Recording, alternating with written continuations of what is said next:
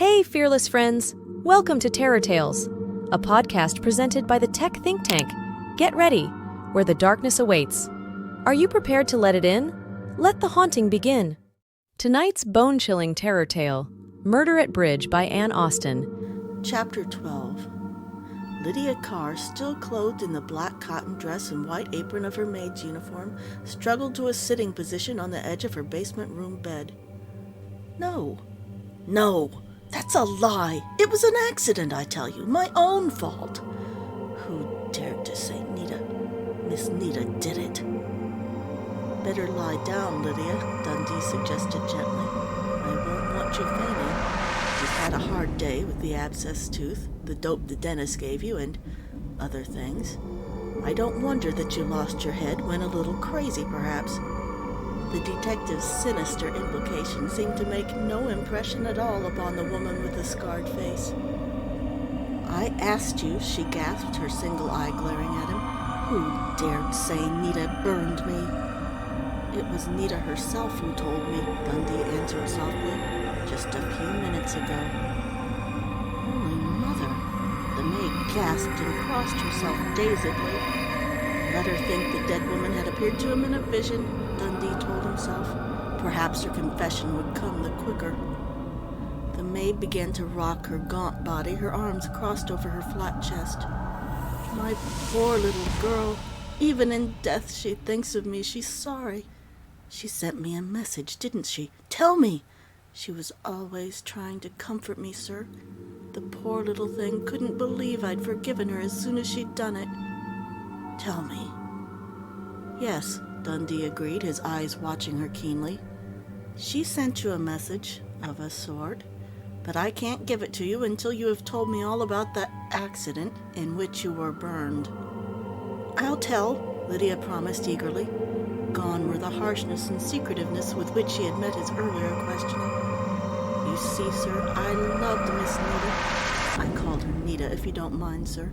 I loved her like she was my own child, and she was fond of me, too. Fonder of me than of anybody in the world, she used to tell me, when some man had hurt her bad. And there was always some man or other. She was so sweet and so pretty. Well, I found her in the bathroom one day, just ready to drink carbolic acid to kill her poor little self. When was that, Lydia? Dundee interrupted. It was in February, Sunday, the 9th of February, Lydia went on, still rocking in an agony of grief. I tried to take the glass out of her hands. She'd poured a lot of the stuff out of the bottle. You see, she was already in a fit of hysterics, or she'd never have tried to kill herself. It was my own fault, trying to take the glass away from her like I did. She flung the acid into your face? Dundee asked, shuddering. She didn't know what she was doing, the woman cried, glaring at him. Nearly went out of her mind, they told me at the hospital, because she'd hurt me. A private room in the best hospital in New York she'd got for me, trained nurses night and day, and so many doctors fussing around me, I wanted to fire the whole outfit and save some of my poor girl's money, which I don't know till this day how she got hold of. Dundee let her sob and rock her arms for a while unmolested. In February, Nita Salim had to borrow money to pay doctor and hospital bills. Had borrowed it or gold dug it. And in May, she had been rich enough to have $9,000 to invest. Lydia, you never forgave Nita Salim for ruining your life as well as your face, Dundee charged her suddenly. You're a liar, she cried passionately. I know what I felt. It's my face and my life, ain't it? I tell you, I didn't even bear a grudge against her, the poor little thing, eating her heart out with sorrow for what she'd done, till the very day of her death, always trying to make it up to me, paying me too much money for the handful of work I had to do, what with her eating out nearly all the time and throwing away stockings the minute they got a run in 'em. Forgive her? I'd have crawled from here to New York on my hands and knees for Nita Lee. Dundee studied her horribly scarred face, made more horrible now by what looked like genuine grief. Lydia, who was the man over whom your mistress wanted to commit suicide? The single tear-reddened eye glared at him suspiciously, then became wary. I don't know. Was it Dexter Sprague, Lydia? Sprague? She spat the name out contemptuously. No, she didn't know him then except to speak to at the moving picture studio. When did he become her lover, Lydia? Dundee asked casually. The woman stiffened, became menacingly hostile. Who says he was her lover? You can't trick me, Mr. Detective. I'd cut my tongue out before I'd let you make me say one word against my poor girl. Dundee shrugged. He knew a stone wall when he ran up against one. Lydia, he began again after a thoughtful pause, I have proof that Nita Selim was sure you had never forgiven her for the injury she did you. His fingers touched the letter in his pocket, that incredible last will and testament which Nita had written the day before she was murdered. And that's another lie, the woman cried, shaking with anger. She struggled to her feet, stood swaying dizzily a moment. Come upstairs with me to her room and I'll show you some proof that I had forgiven her. Come along, I tell you. Trying to make me say I killed my poor girl when I'd have died for her. Come on, I tell you. And Dundee, wondering, beginning to doubt his own conviction a little, that conviction which had sprung full-grown out of Nita's strange informal will, and which had seemed to explain everything, followed Lydia Carr from her basement room to the bedroom in which Nita had been murdered. See this? And Lydia Carr snatched up the powder box from the dressing table. Her long, bony fingers busied themselves with frantic haste, and suddenly into the silence of the room came the tinkle of music. I bought her this, for a present out of my own money soon as I got out of the hospital, the maid's voice shrilled over the slow, sweet, tinkly notes. It's playing her name song, Juanita. It was playing that song when she died. I stood there in the doorway and heard it. And she pointed toward the door leading from Nita's room into the back hall. She loved it and used it all the time because I gave it to her. And this! She set the musical powder box upon the dressing table and rushed across the room to one of the several lamps that Dundee had noticed on his first survey of the room. It was the largest and gaudiest of the collection, a huge bowl of filigreed bronze set with innumerable stones as large as marbles or larger. Red, yellow, and green stones that must have cast a strange radiance over the pretty head that had been wont to lie just beneath it on the heaped lace pillows of the chaise longue, Dundee reflected. As if Lydia had read his thoughts, she jerked at the little chain which hung from the bottom of the big bronze bowl against the heavy metal standard. I gave her this, saved up for it out of my own money. She was assuring him with savage triumph in proving her point. And she loved it so she brought it with us when we came from New York. It won't light. It was working all right last night because my poor little girl was lying here looking so pretty under the colored lights. With strong twists of her big hands, Lydia began to unscrew the filigreed bronze bowl. As she lifted it off, she exclaimed blankly, Why, look, the light bulb's broke. But Dundee had already seen not only the broken light bulb, but the explanation of the queer noise that Cora Miles had described hysterically over and over as a bang or a bump. The chaise longue stood between the two windows that opened upon the drive, and at the head of it stood the big lamp, just a few inches from the wall, and only a foot from the window frame upon which Dr. Price had penciled the point to indicate the end of the imaginary line along which the shot which killed Nita Lee Selim had traveled. The bang or bump which Cora Miles had heard had been made by the knocking of the big lamp against the wall. Undoubtedly, the one who had bumped into the lamp was Nita's murderer, or murderess, in frantic haste to make an escape. And that meant that the murderer had fled toward the back hall, not through the window in front of which he had stood, not through the door leading onto the front porch. A little progress, at least. But Lydia was not through proving that she had forgiven her mistress. She was snatching things from Nita's clothes closet. See these mules with ostrich feathers? I give 'em to my girl. And this bed jacket? I embroidered the flowers on it with my own hands. Through her flood of proof, Dundee heard the whir of a car's engine, then the loud banging of a car's door. Running footsteps on the flagstone path. Dundee reached the front door just as the bell pealed shrilly. Hello, Dundee. Awfully glad I caught you before you left. Is poor Lydia still here? Come in, Mr. Miles, Dundee invited, searching with a puzzled frown the round, blonde face of Tracy Miles. Yes, Lydia is still here. Why? Then I'm in luck, and I think Lydia is too, poor old girl. You see, Dundee, Miles began to explain as he took off his new straw hat to mop his perspiring forehead.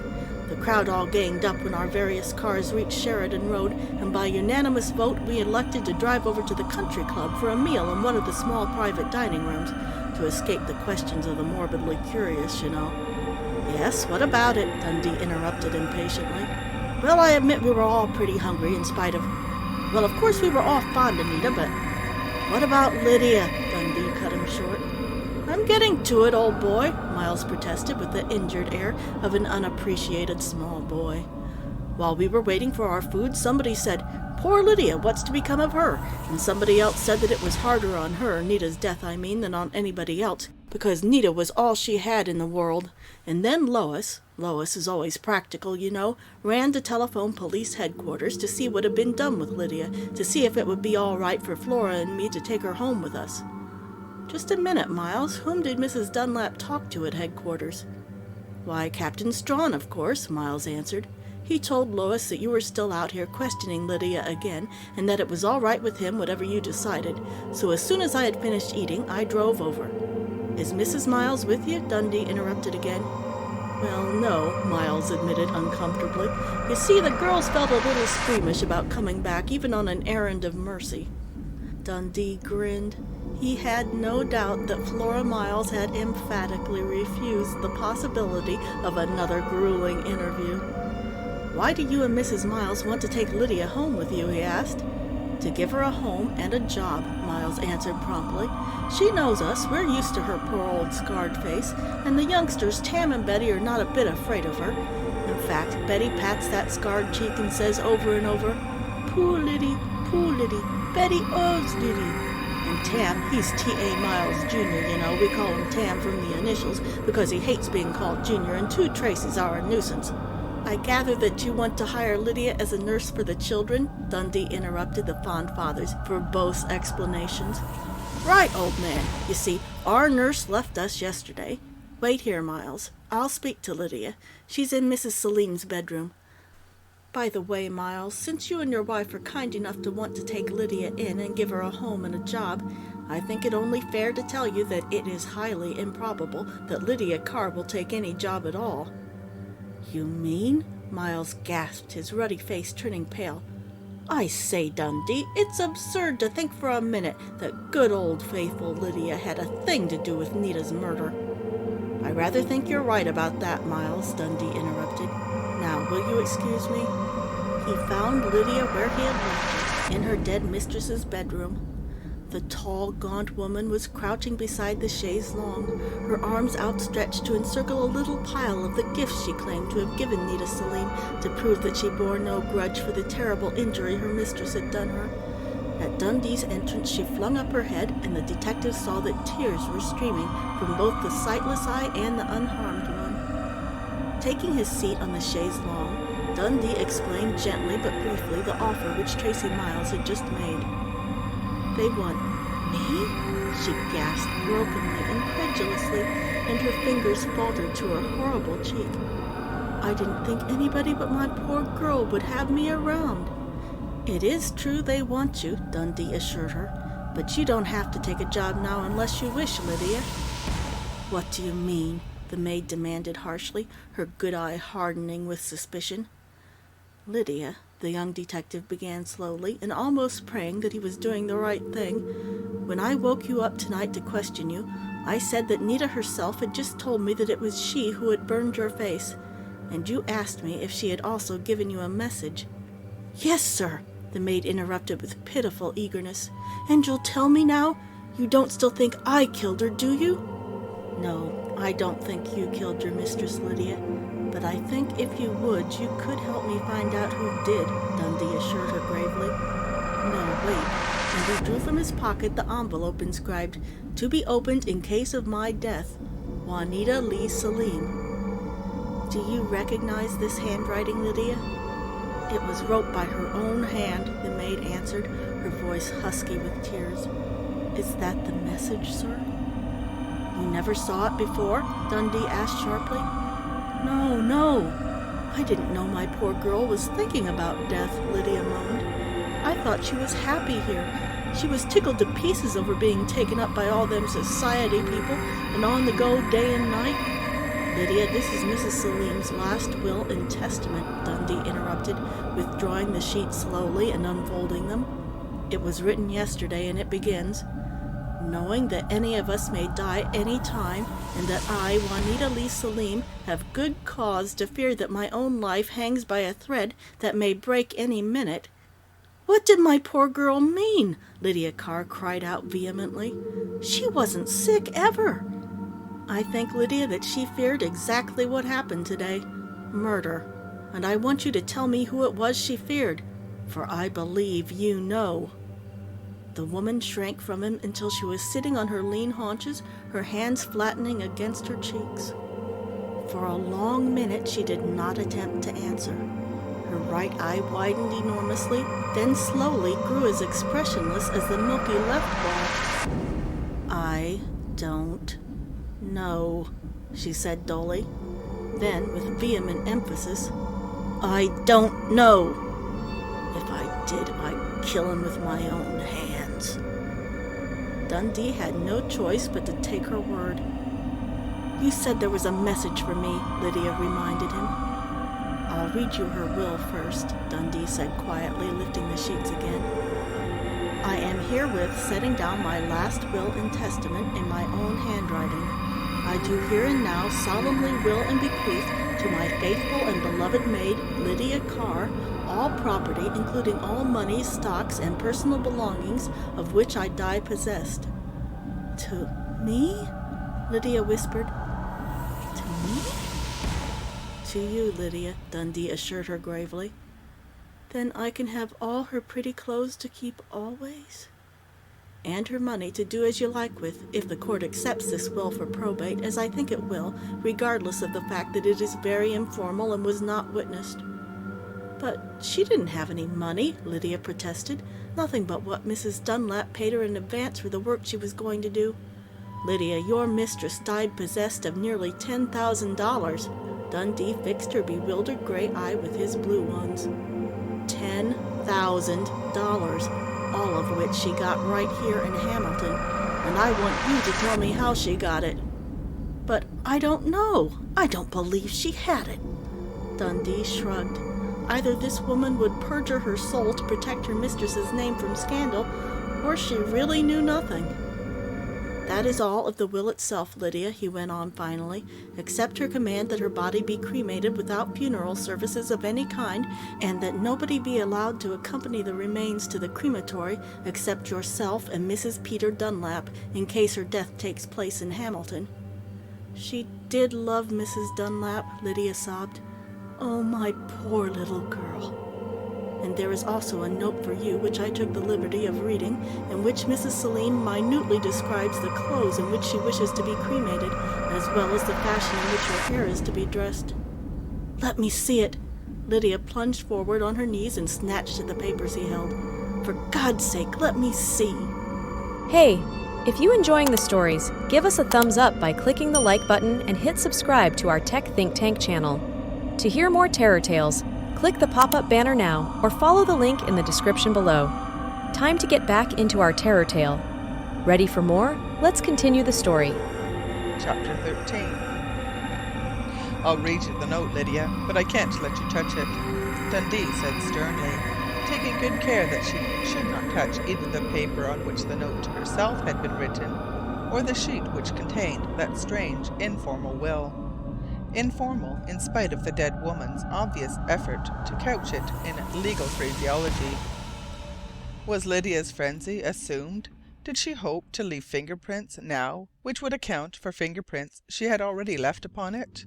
Was it not possible that Lydia's had been the prying fingers which had opened the envelope after Nita Selim had sealed it, with God only knew what fears in her heart? If so, Lydia Carr had found that she was her mistress's sole legatee. Revenge, coupled with greed. What better motive for murder could a detective ask? And who had had so good an opportunity as Lydia Carr to dispose of the weapon? The woman crouched back on her haunches, an agony of pleading in her single eye. Lydia, I think you know already what this note tells you, Dundee said slowly. To his astonishment, the maid nodded, the tears starting again.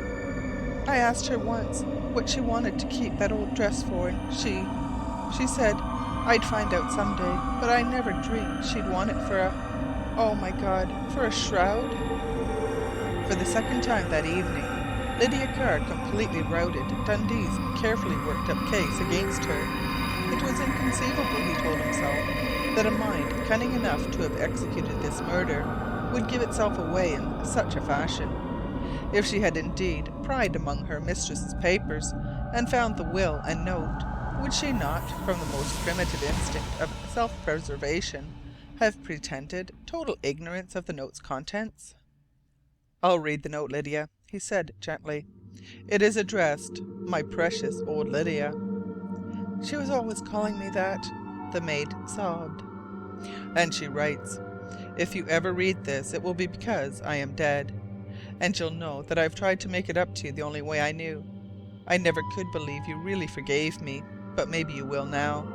And there is one last thing I want you to do for me, Lydia darling. You remember that old royal blue velvet dress of mine that you were always sniffing at, and either trying to make me give away or have made over? And remember that I told you that you'd know sometime why I'd kept it? Well, I want you to lay me out in it, Lydia. Such a funny old-fashioned shroud, isn't it? But with dresses long again, maybe it won't look so funny, and there'll be nobody but you and Lois to see me in it, because I've said so in my will.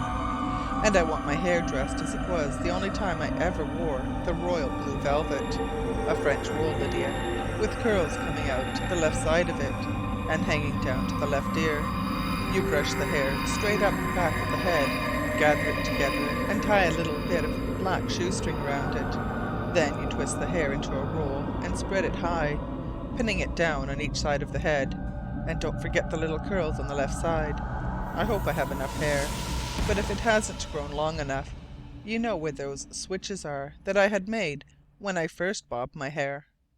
You won't mind touching me when I'm dead, will you, Lydia? I do love you, Nita. Dundee was silent for a minute after he had finished reading the strange note and had returned it to the envelope along with the will. At last, speaking against a lump in his throat, he broke in on the desolate sobbing of Nita's maid. Lydia, how old was your mistress? You won't put it in the papers, will you? Lydia pleaded. She was 33, but not a soul knew it except me. And will you tell me how old the royal blue velvet dress is? He continued. Also, how long since girls dressed their hair in a French roll? The dress is 12 or 13 years old, Lydia said, her voice dull now with grief. I know, because I used to do dressmaking during the war, and it was during the war that the girls wore their hair that way. I did mine in a psych knot, but the French roll was more stylish. Did your mistress ever tell you about the one time she wore the dress? Lydia shook her head. No, she wouldn't talk about it. Just said I'd know sometime why she kept it. Royal blue velvet, it is. The skirt halfway to the ankle, and sleeves with long, pointed ends, lined with gold taffeta, and finished off with gold tassels. It's in a dress bag hanging in her closet. Do you think it was her wedding dress, Lydia? Dundee suggested, the idea suddenly flashing into his mind. I don't know. I didn't ask her that. Lydia denied dully. Can I take it with me, and the switches she had made of her curls? I'll have to get authority to remove anything from the house, Lydia, Dundee told her. But I am sure you will be permitted to follow Mrs. Selim's instructions. So, you're going to accept the Miles' offer as a job as nurse? Yes, I'd rather work. Mr. and Mrs. Miles have always been specially nice to me, and I could love their children. They're not afraid of me. Perhaps you're wise, Dundee agreed. By the way, Lydia, did Mrs. Selim have a pistol in her possession at any time during the past week? The maid shook her head. Not that I've seen, and if she got one because she was afraid, she'd have kept it handy, and I'd have been bound to see it. Convinced of her sincerity, he was about to let her go pack her bag when another belated question occurred to him. Lydia, will you tell me what engagements Mrs. Selim had this last week? The woman scowled, fanatically jealous, Dundee guessed, of her mistress's reputation, but at last she answered defiantly.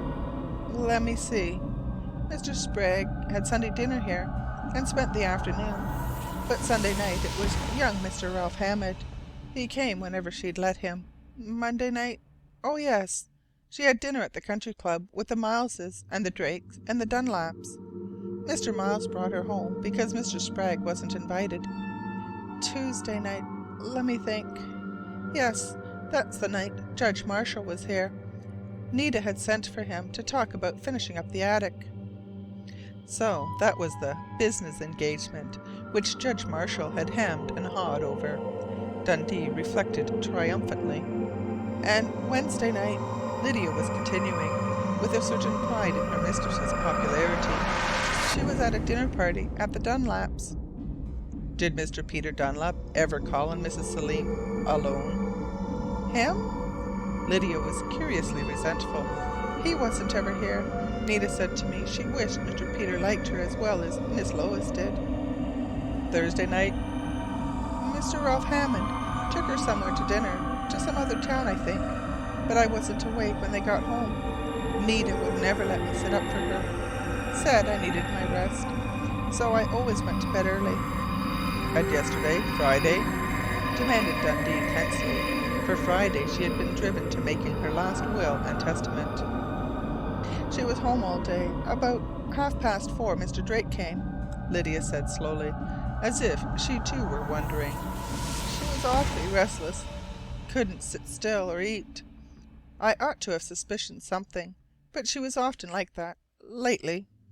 Mr. Drake stayed about an hour, but I didn't see him leave, because I was cooking Nita's dinner. But little good it did, because she didn't eat it, so there was plenty for Mr. Sprague when he dropped in about 7. Did Mr. Sprague spend the evening? I guess so, but I don't know. Nita made me take the Ford and drive into town for a picture show. She was in bed when I got back, and... But she checked herself hastily. Did Nita seem strange, troubled, excited? Did she look as if she had been crying? Dundee prodded. I didn't see her, the maid acknowledged. I knocked on her door, but she told me to go on to bed, that she wouldn't need me, but now I think back, her voice sounded queer. Maybe she was crying, but I don't know. And this morning? She seemed all right, just excited about the party, and worried about my tooth. Mr. Ralph Hammond come to make the estimates on finishing up the top floor, and we left him here. What was her attitude towards Mr. Miles when he dropped in on her this morning? Dundee interrupted. Mr. Miles? Lydia echoed, frowning. He wasn't here this morning, or if he was, it was after Nita and I had left for town.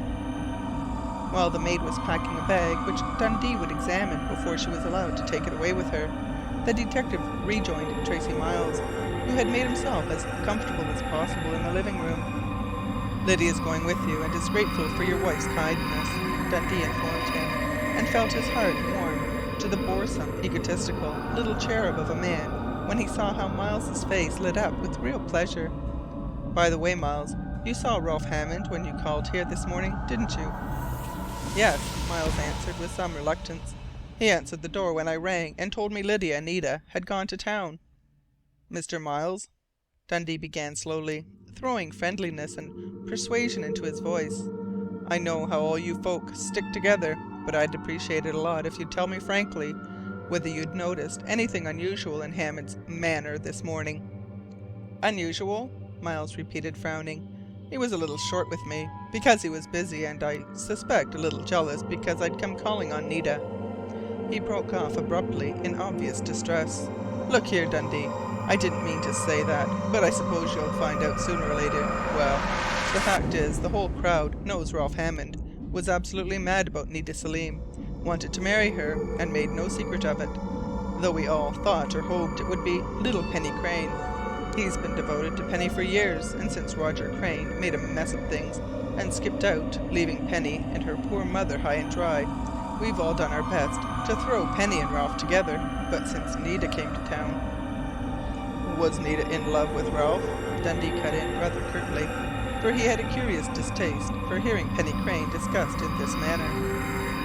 "Sometimes we were sure she was," Miles answered. "She flirted with all us men, had a way with her of making every man she talked to think he was the only pebble on the beach.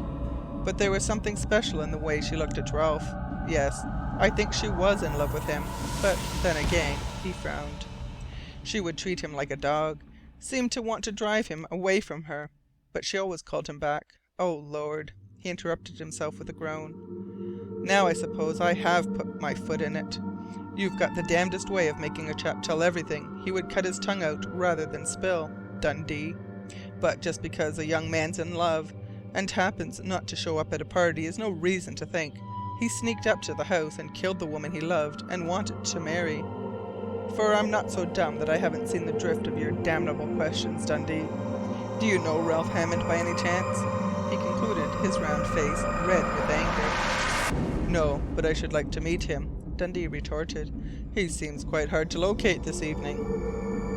"Well, when you do meet him," Tracy Miles began violently, his blue eyes blazing with anger, "you'll soon find you've been barking up the wrong tree.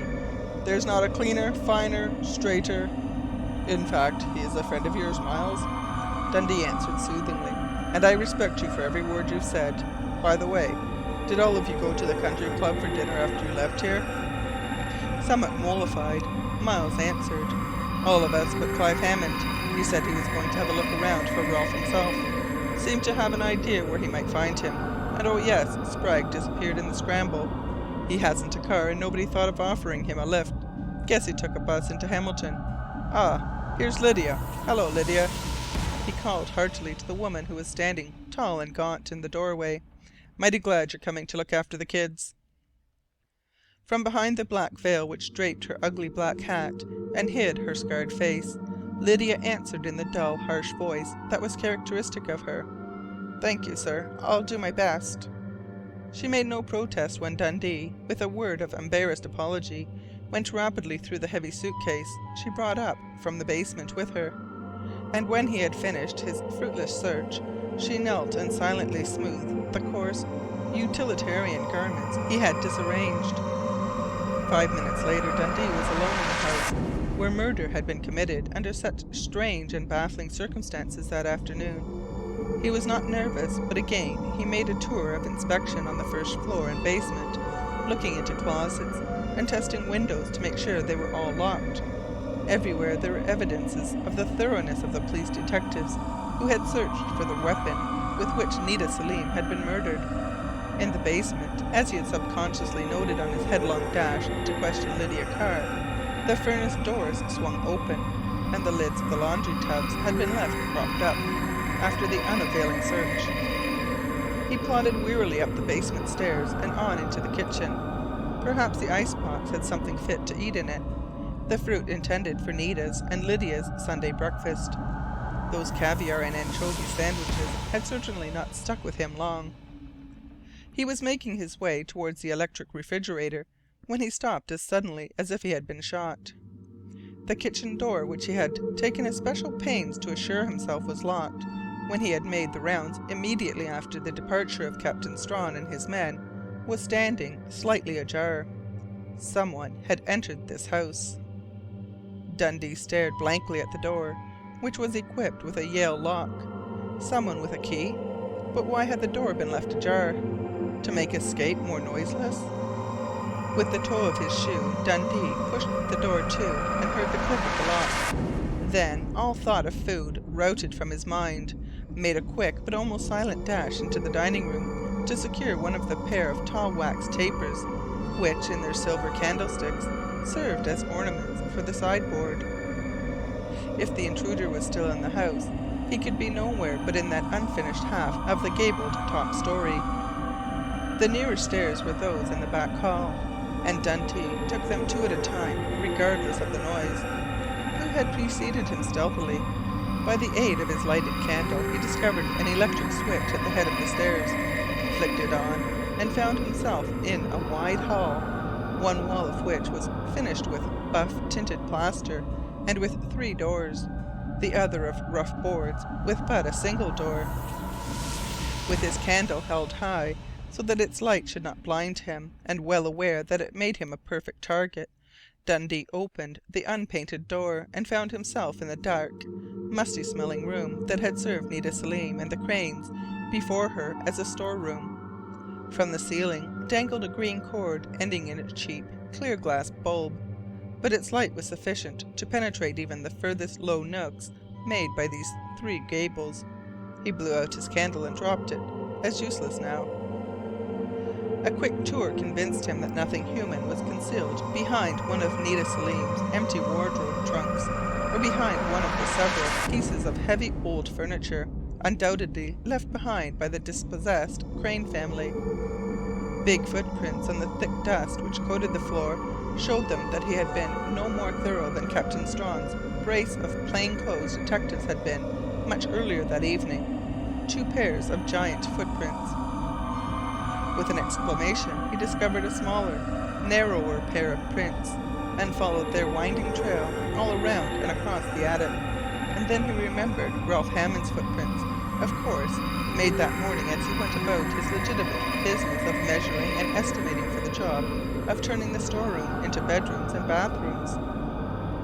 Dundee had not realized that he was frightened until he was in the hall again, facing one of the 3 doors in the plastered wall. With surprise and some amusement, he became aware that his hands were trembling, and that his knees had a curious tendency to buckle.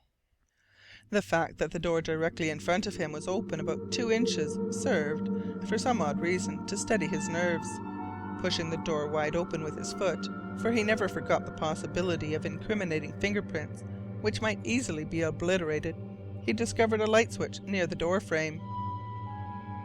The instant illumination from a ceiling cluster revealed a large bedroom, and less clearly, another and smaller room beyond it, facing as the house faced, towards the south. Knees and hands steady again, he investigated the finished portion of the gable story swiftly. A charming layout, he told himself. Had Penny Crane once enjoyed this delightful little sitting room, with its tiny balcony built out upon the sloping roof? And it gave him pleasure to think that this big, well-furnished, but not fussily feminine bedroom had once been hers, as well as the small but perfect bathroom, whose high, narrow window overlooked the back garden. The closets, dresser drawers, and highboy drawers were completely empty, however, of any traces of her occupancy, or that of any other. With these rooms going to waste, why, he suddenly asked himself, had Nita Selim coaxed Judge Marshall to have the unfinished half of the gabled attic turned into bedrooms and baths? Why couldn't Lydia have slept up here, if Nita thought so much of her faithful and beloved maid? But even as he asked himself the question, Dundee realized that the answer to it had been struggling to attract his attention. These rooms had not been wasted. Someone had been occupying them as late as last night. Weaving swiftly through the 3 rooms, like a bloodhound on the scent, Dundee collected the few but sufficient proofs to back up his intuitive conviction. A copy of the Hamilton Evening Sun, dated Friday, May 23rd, left in an armchair in the sitting room. All windows raised about 6 inches from the bottom, so that the night breeze stirred the hand-blocked linen drapes, and, clinging to these drapes, the faint but unmistakable odor of cigarette smoke. Finally, with a low cry of triumph, Bonnie Dundee flung back the colored linen spread which covered the 3/4 bed, and discovered that the sheets and pillowcases, though clean, had, beyond a shadow of a doubt, been slept upon. Bending so that his nose almost touched a pillowcase, he sniffed. Pomade. Who was the man who had slept in this bed last night? Thanks for tuning in. If you liked the Terror Tales and got a bit scared, please give the video a thumbs up and share it with your friends. And hey, don't forget to subscribe to our Tech Think Tank channel. Your support helps us find more mysterious stories to share.